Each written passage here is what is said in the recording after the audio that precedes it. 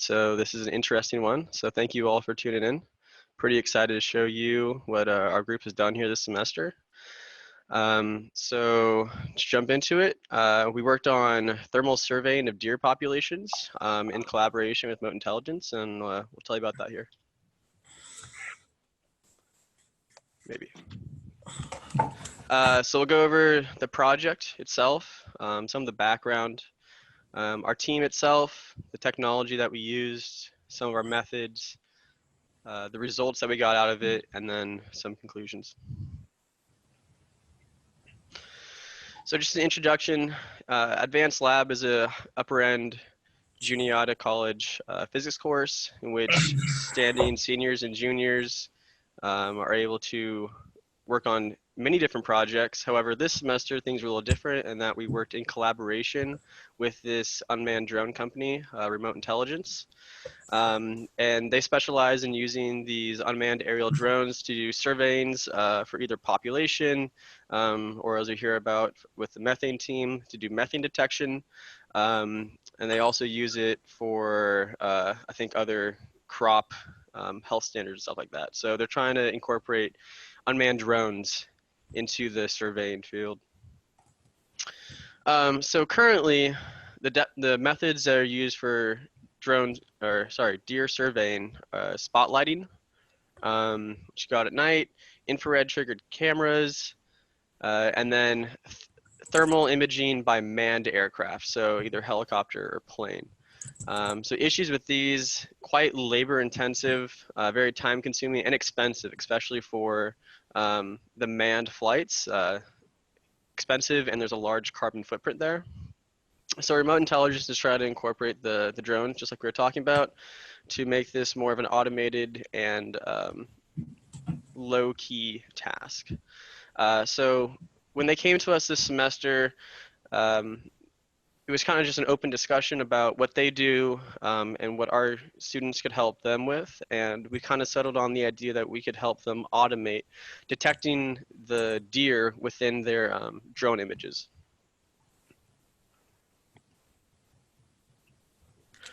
So just to go over our team here, I'm Michael Young. I was the product design and development lead. I'm a standing senior about to graduate. I was studying engineering physics with a minor in computer science. I'm Berger. I worked on the computer vision side of things, and I'm also a senior studying engineering physics. My name is BK. I'm studying physics and math. I worked on the back-end portion of the system.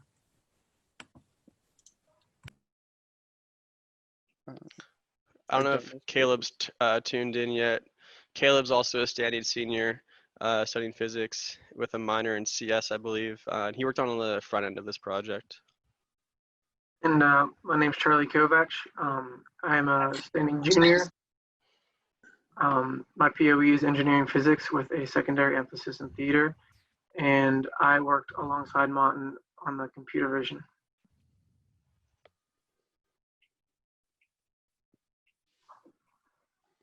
So some of the technology that we used for the thermal imaging, the drone was a DJI Matrice 210 version 2, and the camera attached that was a DJI ZenMuse XT2, which takes both thermal images as well as regular RGB images. The software that we used for our project, the main language that we used was Python 3. And then we also used WebODM, which stands for Web Open Drone Mapping, and it's an open source drone image stitching platform. We also use GitHub, which is a source code repository and a version control system, and Visual Studio Code and PyCharm, which are both code development environments. The libraries that we used for Python were OpenCV, which stands for Open Computer Vision, and it's an open source computer vision library. tkinter, which is a standard Python user interface library, NumPy, which is a numerical analysis library for Python, and then matplotlib, which is a math plotting library for Python. So to go over our method here, we wanted to automate what the client was already doing to complete these deer surveys. Their usual workflow was to go complete the survey using a drone, take the images, and image by image go through and manually find the highest heat signatures and determine whether it was a deer or not and count that. So the problems with this is that the images themselves actually overlap a bunch. And so there's a possibility of counting deer twice if you're not careful, as well as going through picture by picture, looking at image sets of a couple, or I should say a few hundred, usually 300 to 400 images per survey of a land. And they would try to count manually all the deer in all these images. So a method that we thought could help them was stitching these images, making a mosaic out of it.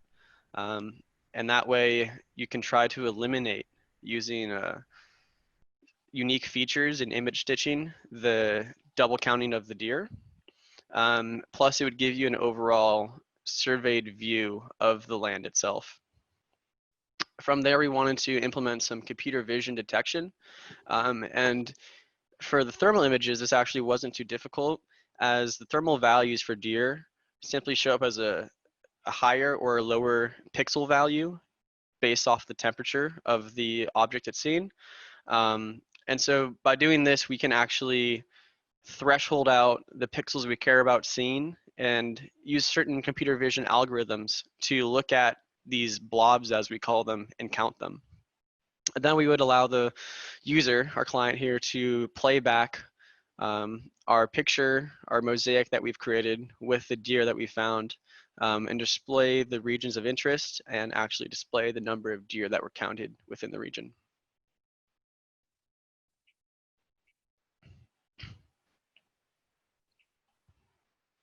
Okay, let me go through the system, the design flow. So part of the reason what we wanted to achieve in this project was automate everything, so the users can easily upload their picture to the WebODM, then get the file. So let's go through the structure. So the users upload the image, then we use a scraper to like filter out images that are thermal. Then we upload it to the WebODM API. Then it gives us back stitched image based on the settings. Then we download it to the disk file, and you give the disk file to the counter, which will count the number of deers. Then it will be shown back to the UI.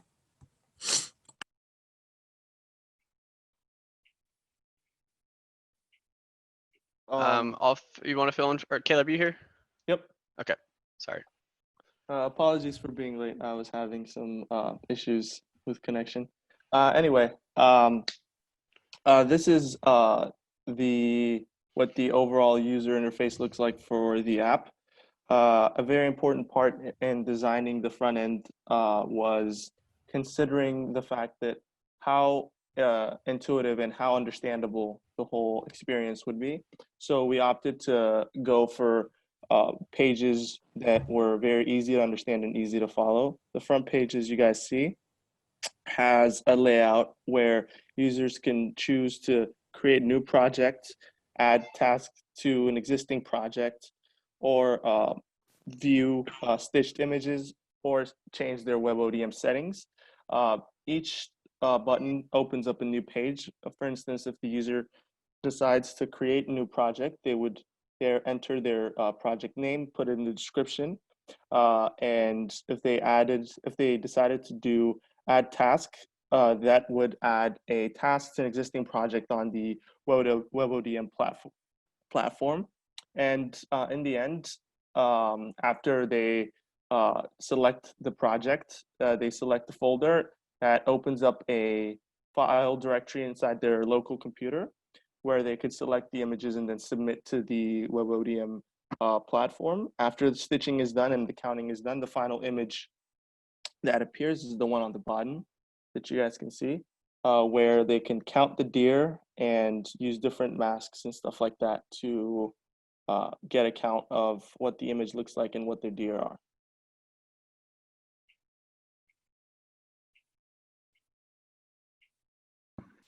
So throughout the semester, our team has put together a software package that improves upon and simplifies the process of surveying deer populations using thermal drone imagery.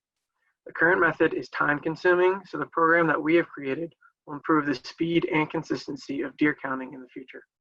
Our program utilizes WebODM, an open source image stitching platform, to stitch together the images taken by the drone into one large image of the surveyed area.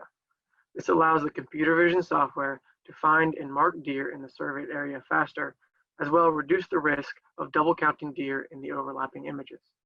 The deer counting has been automated using OpenCV's computer vision library, so the user does not have to manually find and count the deer and will have an output image of the number of deer for fast and reliable results. We have created a user-friendly interface for ease of use, and altogether we have a powerful and reliable software package to expedite the process of deer population survey. We would like to thank Phil and Merlin Benner from Remote Intelligence, as well as Dr. Pearson and Dr. Bogart for being invaluable resources throughout the development of this project. So going off that, we'd like to do a little live demo of the software itself. We will not actually do an image stitching because that takes a little bit of time. I'm going to ask you to hang in here with me because I'm going to have to try to share multiple screens.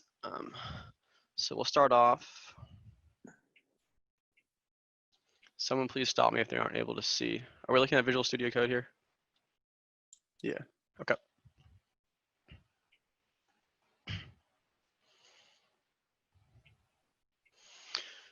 So here's our application itself. This is the landing screen as was shown earlier. Here we're able to simply modify and create new projects for the user. So we want it to be very simple for them. So create a new project. You can enter a new project name and a description for it. If we make a project name LAS, we can submit this here, and you'll see that a new project was created. From here, you're able to select the folder which your images are in. This opens up a simple window for the user to select where on their computer the images are, and it will recursively go through all the subdirectories within the root directory that is defined and find any thermal images within it.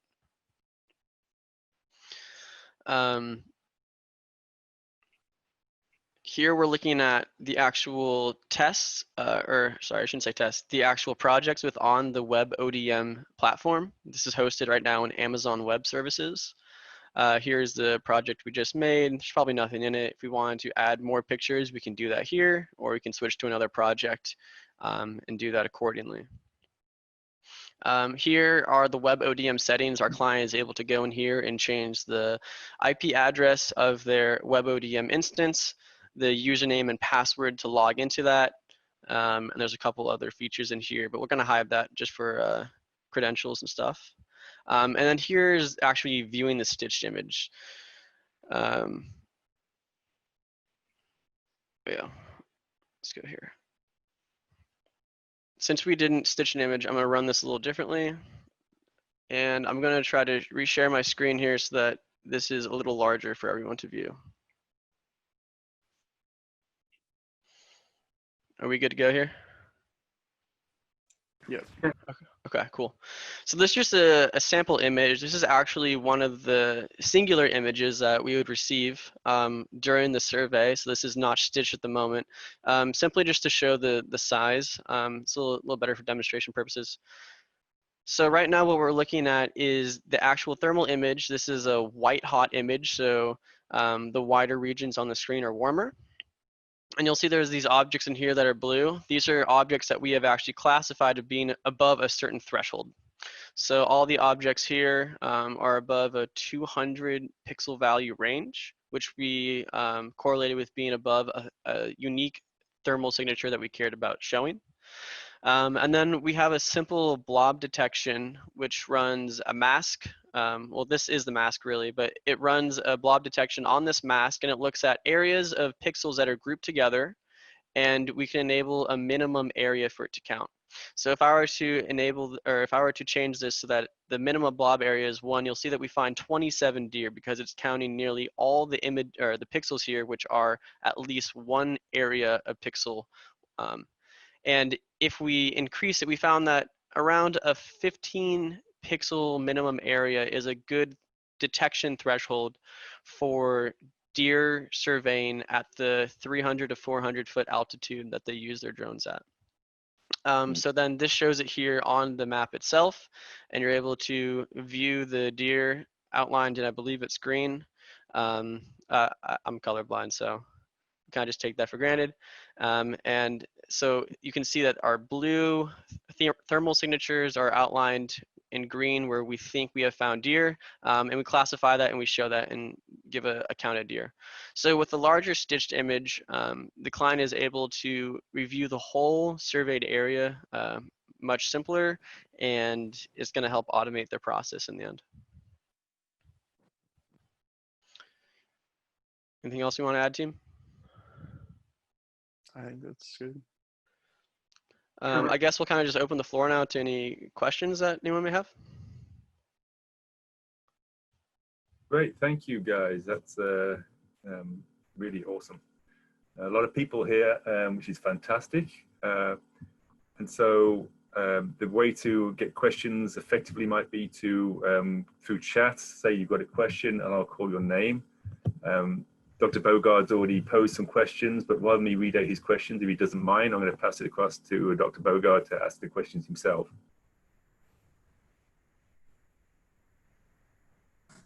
Great work, guys. I just wanted to ask, how do you have any idea of how you can actually test whether that threshold is accurate? That's one question. How do you distinguish kind of deer from other thermal images? So kind of a related question. And then how does remote intelligence kind of view what you guys have done as a way to move forward with this kind of modality in determining deer populations versus existing ways they do, which as I recall are running aircraft with imagers around. So is this something that you think has great promise in moving forward and that they're excited about? Yeah, so I'll try to touch on all the questions. We try to detect all the deer based off of the size of it from the altitude that we are surveying from. So that's where our minimum detection comes in here. There are a few other features on the back end that are not shown in the user interface here that happen to kind of classify a deer. One of our original goals in this project was to actually have a percentage calculation for the accuracy we thought predicting a single deer in the image was. We weren't able to implement that just because of recent events, and we didn't get as far as we wanted to with that side of the project. However, there are other things that happen on the back end, such as canny, blurry models, some Gaussian stuff, and it kind of takes in the deer itself, and it's going to relate it to the pixels around it, and it's going to try to uniquely determine just how unique of a thermal signature it is. If we wanted to further implement some of our methods, I think we could do some light machine learning and train neural networks to help classify some of these blobs that we have in here. There's also other parameters in our blob detection, such as inertial and convexity parameters, which allow you to determine the shape of the actual blob you're looking at and the convexity or concavity of it. So those are also other features that could be implemented in the future. As for the client themselves, I think this is a very good start, especially in the field, since drone surveying is becoming more popular, since it's a less expensive and more accessible means for surveying an area. So being able to stitch all the images from these surveyed areas and apply the computer vision models to this, I think is a very powerful thing. And I think it's something that is kind of taking over their domain right now. I don't know if they had any exposure to it, but I think our team had a good time trying to help and bring this to their workflow.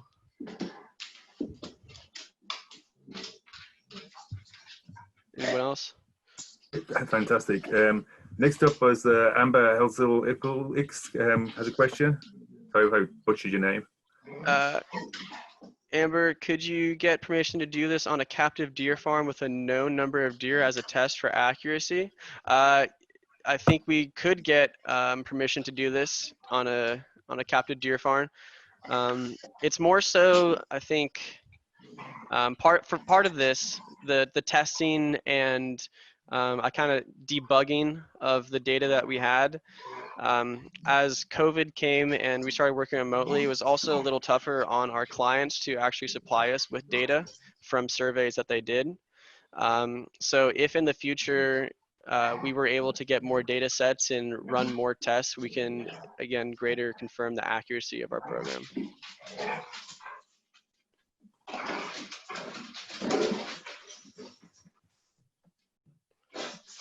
Well, in the absence of other questions for now, I'll ask you one. It's about the whole thing. What I thought was fascinating about this, and one of the big things I believe you all got out of this, was this whole working as a team, and how you, do you want to describe how you set up the whole process at the beginning so you could all effectively work as a team? Yeah, so some of the technology that we also use outside of what was already given with GitHub was Microsoft Teams and Trello. So we use an agile approach to our project, working in sprints of about a week. Not a huge sprint time, but we broke things off into small tasks, and we were able to kind of just whittle away at the project, starting by implementing the back end and getting the computer vision functionality down, basically combining the different scripts that we had, and then creating the front end in the end. So using Teams, especially recently, has been a very nice thing. That is actually provided through our Juniata email, allows us to collaborate remotely, doing virtual meetings, kind of like Zoom is here, where we could share screens, share video, have a conference call, collaborate on documents within the environment itself. This, I think, helped our agile development, as well as using Trello. Trello is a Kanban tracking board, but we used it for the Scrum agile methodology that we were using here. And that basically allowed us to track our actions and see what user stories and stuff we had to complete for the next week and manage any backlog items. Also, I see Jamie, Dr. White here has asked, since min blob area will be a function of altitude, do you have an easy way to measure altitude? We do. It is not implemented in right now, though it's actually in the code. Since the camera logs the GPS coordinates, so longitude, latitude, as well as altitude, we can pull that out using JPEG EXIF. So behind every image, there is a parameter of EXIF data, which usually records where the photo was taken, the type of camera, resolution, ISO, f-stop, all these types of settings for the camera itself. In that is actually the altitude. And so part of our code is extracting that EXIF data containing the altitude element from the DJI camera. And we're able to loosely determine how many pixels we should look at for being a blob that would be unique enough to be a deer. However, we found that just adding this little slider here is a lot easier than trying to predict it, simply because there are some inaccuracies as the relative altitude and the relative and the absolute altitude change in accordance to one another, because the relative altitude over ground will fluctuate as you go over different hills and stuff, whereas the absolute altitude remains fixed. And there's a weird method for trying to incorporate that on a 2D plane when it's actually a 3D image, whereas if we were to stitch it, certain deer will seem larger where they were on higher elevations from the absolute altitude to where they were actually lower. Relative altitude would be higher there. So we found that just implementing this minimum blob slider here was, I think, easier to use for the client or whoever was trying to view the image itself. I really quickly wanted to go back to Dr. Helzlick's question on accuracy. So aside from the COVID and then remote intelligence not being able to get us as much data as they would have liked to, the data that they did give us and that they were planning on giving us, they were going through and counting the deer manually by themselves to get a count so that we could compare our own results with their results to see the accuracy difference and things like that.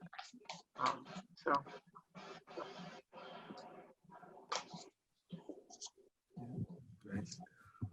All right, we've got a couple of minutes. What's is sort of frustrating in this, especially for me in a sense, because I know how much work the students have done. I know how many problems that they've overcome. I know how creative they've been.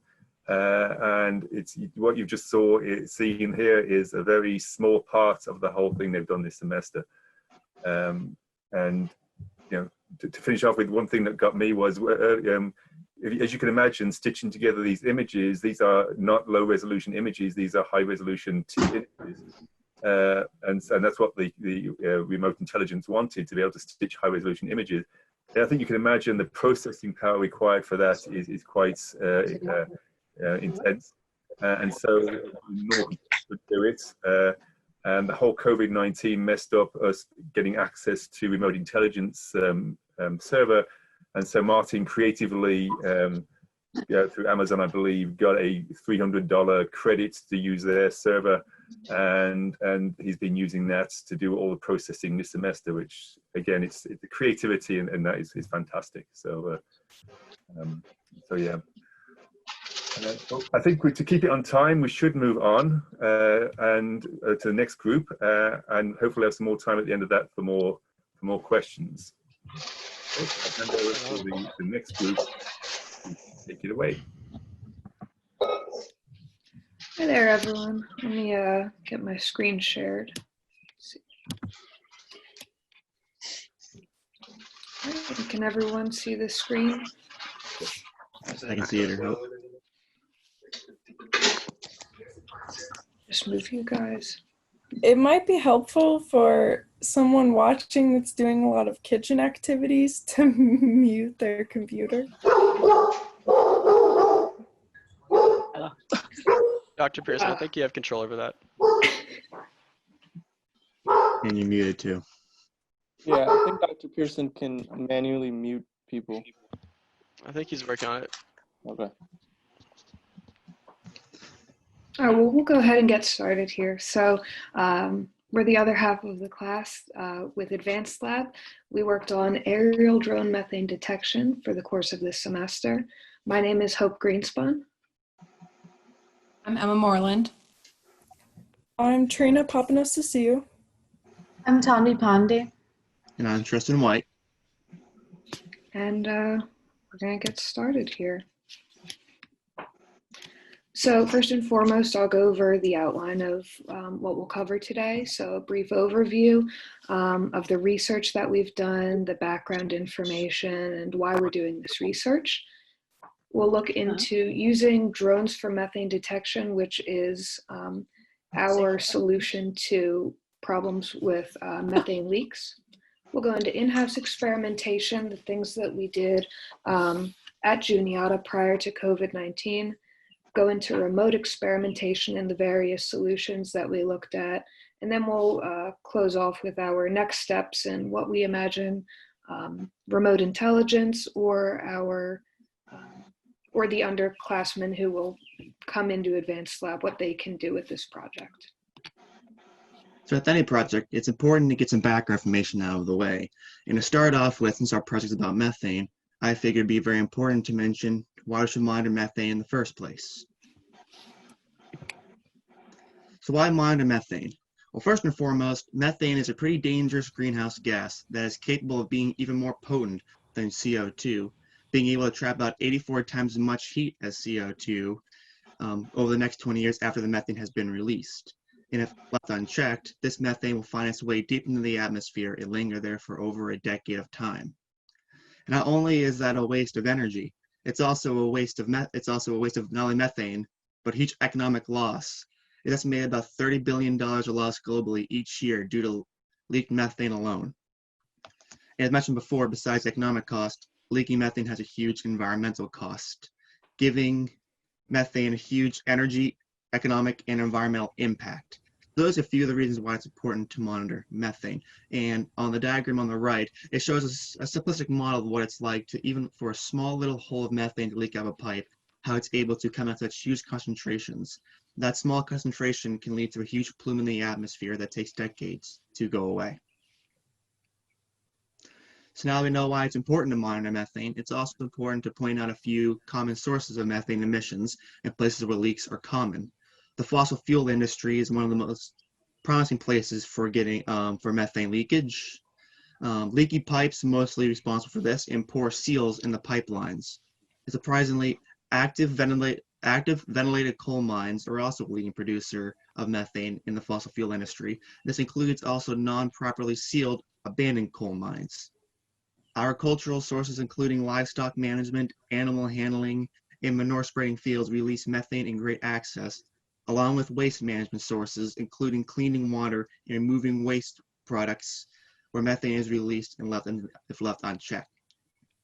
Lastly, one of the most common sources of methane emissions include industrial processes, which create things like steels, irons, other metals, and chemical production. When considering methane detection, there are a few things to note. Methane is a colorless gas. Certain sources that may leak or emit methane can span extremely large distances. And leaks from one-point sources are going to look different in the atmosphere and read different than large open sources that might emit methane. Also, altitude is extremely important. So there are several solutions already being put to work in discerning where these methane leaks are, though new unwanted concerns and hazards arise as these tests become implemented.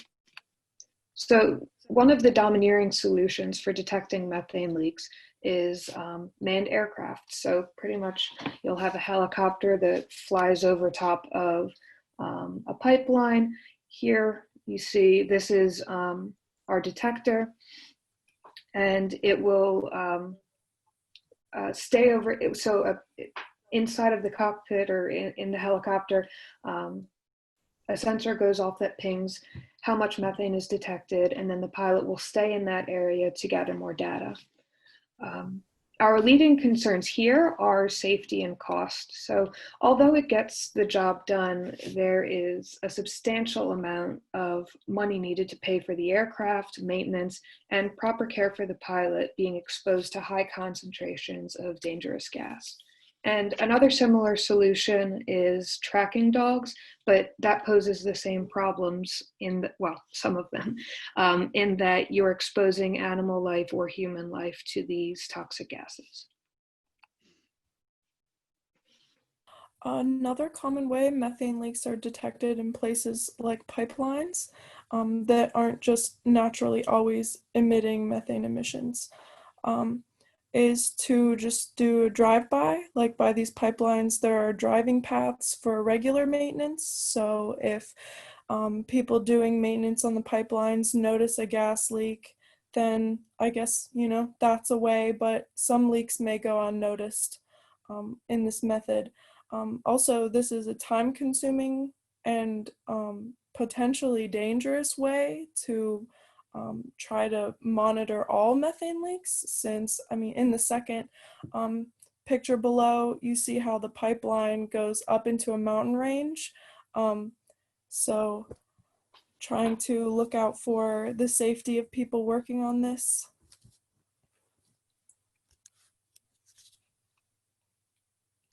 Another method used for methane detection is a company called Longpath Technologies developed a frequency comb laser that sends out a beam of light across a field.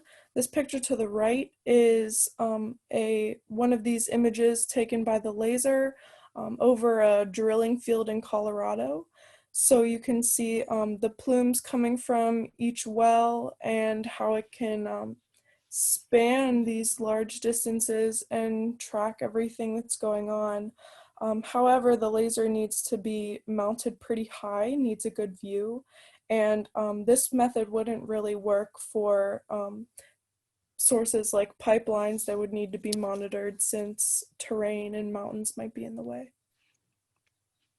So that's where drones come in. and solve a lot of these issues.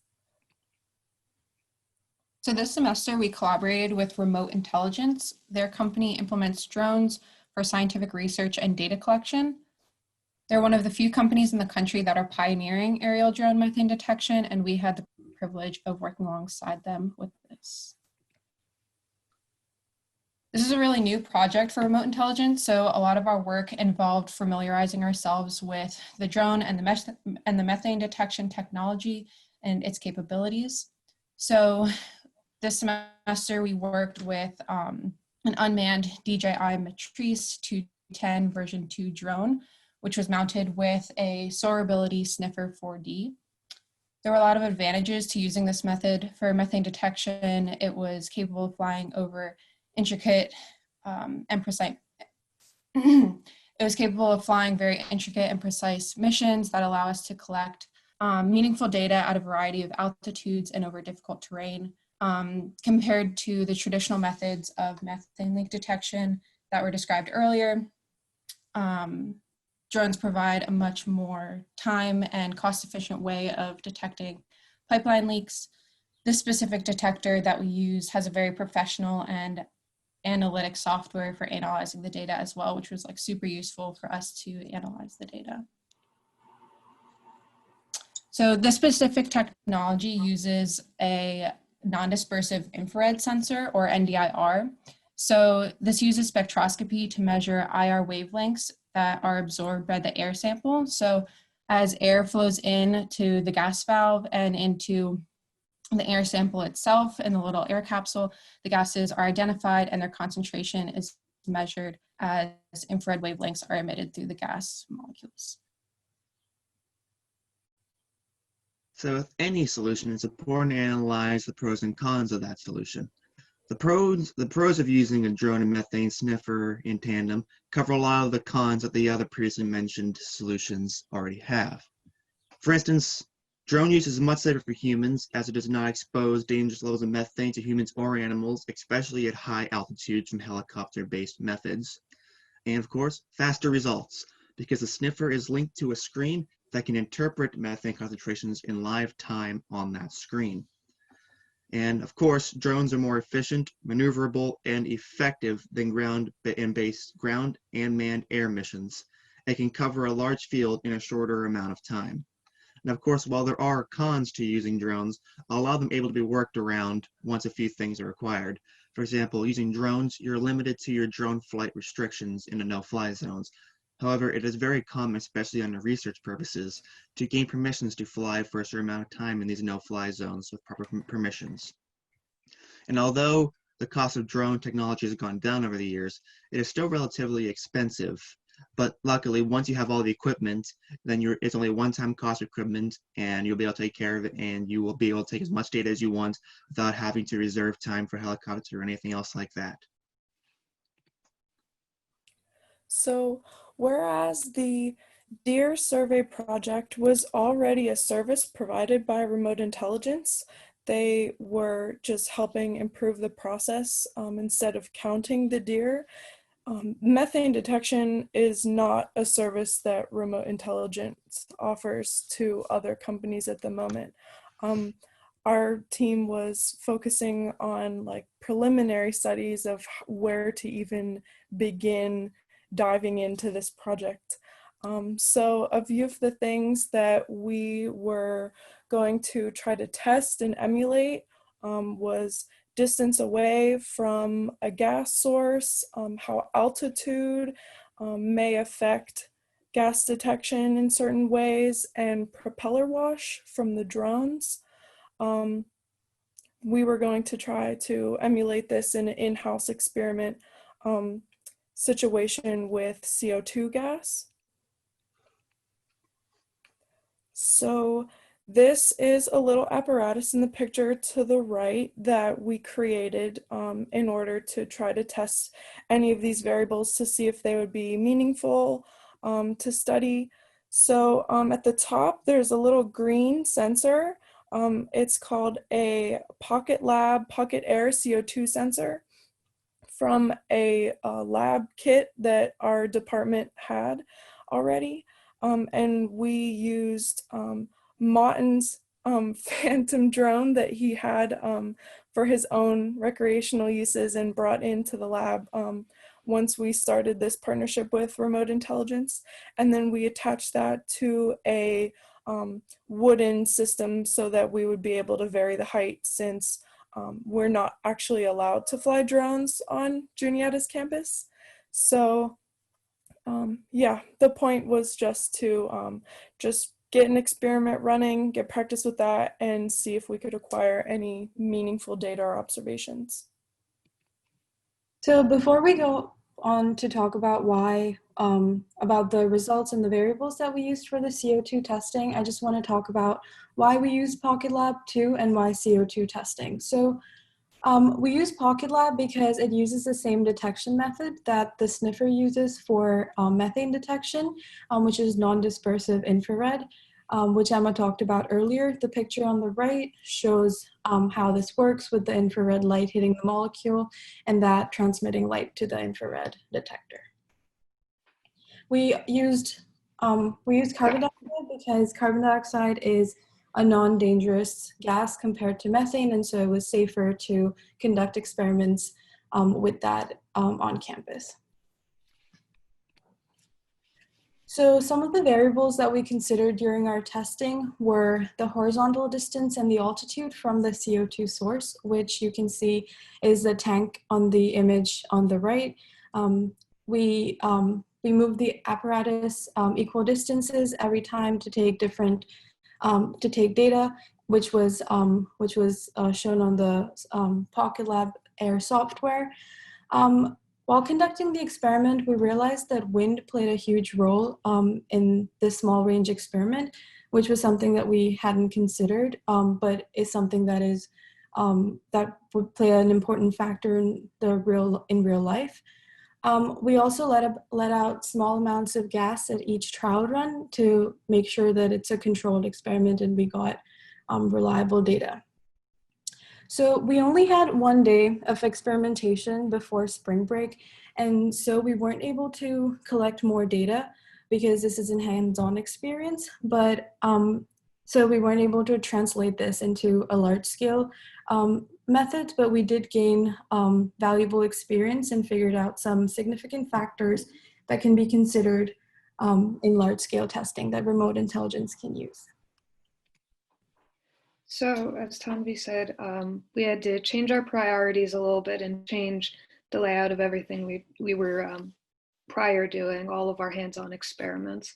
So instead of having interactions with pipeline clientele where we would potentially go to a site and take data, we would instead detect methane over top of farmland, landfills, and coal mines.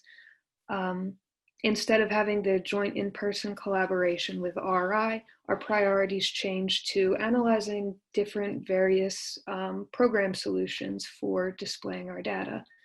And we had also toyed with the idea of potentially 3D printing parts for the most effective mounting position of the sniffer device on top of the drone. But again, that was more of a hands-on experience. And to some degree, we think that it wasn't entirely necessary. So it's some of these shifts in priorities were very meaningful and helpful towards our research. So that brings us to our remote experimentation, everything that we did online over the past couple weeks, working from home. So we wanted to see which software would we use to present this data to clientele. So the first one that we explored was Google Earth. And the way that works is you can actually import data into Google Earth. So we had a sheet of data from the Sniffer 4D software that we imported into Excel. We narrowed down the data just to longitude and latitude, and then imported that into Google Earth Pro. And it was a great tool, and you can see the overhead and 3D image of our results. One of the major downfalls is that we didn't quite have enough time to explore solutions for altitude or adding concentrations, and we can see that being a useful tool in the future if advanced lab students are to continue this. Next, we looked at WebODM, which is a software that the other team also used. It's a free open source drone imaging processing software, and it creates point cloud calculations and georeferenced maps. Some of the cool features of this software are that it creates measurements and distances in areas called orthoplots and produces stitched images. So some of the disadvantages of WebODM were that it required a lot of computational skills to actually install the software because it required Docker, Python, and Git. But on the other hand, it can be integrated with other softwares like AutoCAD and QGIS, which is something that makes it more useful. This is a software that we tried using, but wasn't our main software that we use to detect data, but is something that can be implemented in the future. So like Hope and Tanvi were saying, we did try alternate ways of representing the data, but we quickly found that the software that was already available to us with the sniffer was the best way of presenting it anyway, which was honestly pretty convenient. So on the right here, you can see a 4D representation of the data. So right away, it gives us latitude and longitude coordinates, as well as the altitude of the drone mission at each specific point. And then it also has the concentration values at each point as well. So you can see that that's represented with the color scale on the left. It also has an advantage of showing live action readings. So for example, if you're flying over a pipeline and you want to see exactly where each of the leaks are, if there are any leaks, then you can see spikes in the color, which will show you if there's a spike in the concentration at those points, which is really helpful for that type of method. For Google Earth, the data that we get from Sniffer is really helpful. So like Hope said, it's exportable through a CSV, so you can use that for a variety of things. You get the altitude of the drone, the latitude, the longitude, the concentration, and a multitude of other factors that the sniffer also measures. And then the sniffer software also generates a mission report, which is really helpful. So it does that as a PDF. It gives an overview of the mission similar to a picture on the right, which we'll show you next. And it also gives maximum and minimum concentration values. So that's super helpful too. So here we can see two of the different really interesting missions that remote intelligence did for us while we were at home. So on the left, you can see is a mission that they did over a retired coal mine. So the concentrations that we found here were pretty interesting, especially because it is already retired. And you can see that this is a manual mission. So it wasn't one that was just set as a certain track like on the right. So this was them just kind of playing around and seeing what they could find. And obviously they did find some pretty interesting things. And then on the right is the methane concentrations detected over a freshly spread field. So I think that this one was spread with pig manure, which is pretty cool to see how much methane is emitted just from that as well. Now that you've seen what we were able to accomplish, we want to leave you with where this project can go in the future. Because for the Future Physics Advanced Lab, we hope to continue this partnership with RI into the future. And with that, we need to leave the future classes with somewhere to go off of. So the first thing we realized is that we would like to understand more about the background of the background methane in the surface and the atmospheric level looks like, and how it compares to a higher concentration. Because knowing this background methane is important to understanding our contributions to the methane problem and how much we're contributing each year, and how much money is possibly wasted each year. The next few points go through mostly for helpful for clientele to visualize the information, including matching the ground contours to a digital plume to get a virtual simulation of what the problem actually looks like. Overlaying Sniffer 4D data to a 3D representation of terrain allows for more easier viewability for clientele to understand what the data is actually trying to tell them. And we're also trying to establish better ways of establishing deliverables for the clientele. The next few points came from the last few days of recent thinking about where the project can go from. We realized that on the PDF report for these missions, they tend to give only the maximum point of methane concentration in the area. We hope to give a presentation, we hope to give a deliverable to where it can show all the maximum points of interest. And another use of drones, different technology, is with accident reporting, as gas detection in general can be used to help with accident reports by detecting where gases were emitted and piece together locations and times of accidents. So on that note, I want to, on the behalf of our team, send some thanks out to Phil and Marlon Benner, who are in charge of, who are the owners of Remote Intelligence. They opened us up to real world experiences, provided data. We got to play with drones and things like that, which, you know, everyone wants to do. They dedicated their time, energy, and kindness to helping the next generation of innovators. To Dr. Pearson, who, by the way, he looks very dapper today. It's very exciting. He never wears a tie. For his trust and guidance, he allowed us to be in charge of ourselves in this new format of learning, while also providing us with valuable life lessons and tools that will help us build our tomorrows. The entire advanced lab class, thank you as well for sharing your resources, knowledge, and support, and to Dr. Bogart, who facilitated this partnership. We thank you all.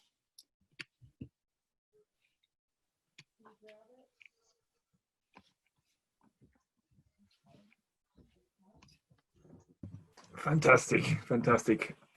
Great job. Again, we've got 5 minutes for some good questions. If you can send them via chat and then to everyone, and then hope Emma or whoever can start answering your questions you might have. Otherwise, you're going to have to listen to me go on for 5 minutes, which, trust me, might not be pleasant. He'll do it too. He will. If you're lucky, he'll even bring his guinea pigs downstairs. They've been known to make an entrance. Yes. All right, to give people time, same thing. So question I have, so next year when Advanced Lab is run, do we all have experiments on the lab benches and hope COVID-20 doesn't happen? Or do you think this kind of experience is really outweighs that very strongly? So I think it's a really different experience, especially for people who maybe are more interested in going into engineering. I mean, definitely like the individual research opportunities are still very valuable for engineering students, but maybe people who are definitely going to be going right into industry, this is something that can be really valuable, and especially working directly with a company. We had a lot of independence and just had a lot of opportunity to make decisions on our own, communicate on our own. So I think that maybe it doesn't necessarily outweigh, but it gives a really valuable comparable experience. Good to know. The situation in general gave us the time to be really creative, because it's not every day you get interrupted during a project like this. So while it was a valuable experience, if this were to continue the next semester, I definitely do believe there will be some meaningful experiments that the next class will be able to do. I have a question for the entire team. This is like the first time that we've offered this type of experience where we partnered with an external company on a real world problem that could, potentially go well beyond a semester in its partnership. So what did you guys kind of get out of this that you may not get out of a kind of traditional classroom setting, and did you find that valuable? So I can cover this one a little bit. I think working in this partnership, this real world experience is really valuable for students who might not necessarily want to go to grad school, students who want to enter the private sector and do work like this. It's that hands-on problem solving skills that we have been trained to work with over these past however many years all of us have been here as physicists and engineering physics majors. I think also being able to work as a team is incredibly valuable. And if we had gone through advanced lab course, as other students have in past years, it would all be just, individual efforts. But in this, we learn time management, dependence, working with other people, figuring out what's important, what's not important. And I think there were a lot of skills that we gained from this experience in doing a collaboration. Yeah, I'll just chime in from the other team, but I think it was a extraordinary experience to be able to work with this company and have this opportunity to be in collaboration with a company like this. It actually reminds me a lot of Dr. Thomas's class in IT for innovations for industry. And I really like that we have the interaction with the client and we're able to work on real world problems and actually create a product that a business is going to be able to use. It also allows physics or engineering students to kind of touch more than just one domain. And that being in engineering physics and minor in CS, I could apply what I was doing with my computer science learning there to a real world project with drones. And I think that was invaluable. I kind of implore whoever's running this in the future to maybe see if there could be some collaboration with Dr. Thomas's class and them creating software for whatever we're doing. I think some really good things can come out of this. I love the collaboration aspect. Yeah, that's a very good point. And to quickly work off of that, we did have a question from Jeremy Chency. And as a matter of fact, he asked, did you get any feedback from Remote Intelligence on the work completed? And matter of fact, yes, we did. Not only that, but we worked very close with them. There were times we Zoomed with them, and we even met them in person to help, and they actually showed us how to acquire data. That goes for the methane team and the deer team together. We worked very closely with this team, with this company, and we're very glad to work with both Phil and Moreland, the owners of the company, and we hope to be able to work with them again in the future. Also, they put on the table the ability for us to get our own drone license. I don't know if any of us actually followed through on that, but having the collaboration with these clients, you're exposed to opportunities you may not otherwise have, such as just being able to be a licensed drone pilot, which who knows what you're going to do in the future, but it can't really hurt to have underneath your belt. Great. To keep this to time, it's 12 o'clock, so people can get on. Again, I'd like to. Wait, Dr. Pearson. What? It's your birthday? No. Who told you that? Berger just did. Behave, okay? None of you assess, okay? Has anyone sung a Zoom happy birthday yet? Oh no, it's not happening at all. I think we should start one. Should we start one? Should we just all unmute our mics and make this a frenzy of happy birthday? This is like the last thing Dr. Pearson wanted. I love it. All right, I'm going out with a bang, everyone. Oh, Bukowski's here too? Oh, it's going to be beautiful. Oh, all right. Three. Here we go. All right, 3, 2, 1. Happy birthday to you. Happy birthday to you. Happy birthday, Dr. Pearson. To you. Happy birthday to you. Oh, that sounds so bad in Zoom. That was awesome. So bad, it was good. And it's being recorded. Oh, it will be a moment of You're time. just totally cringing, I tell you. They're just totally going, no! Thank you all so very, very much. That's very special. And I've got a recording to actually watch whenever I want, which I will stop now.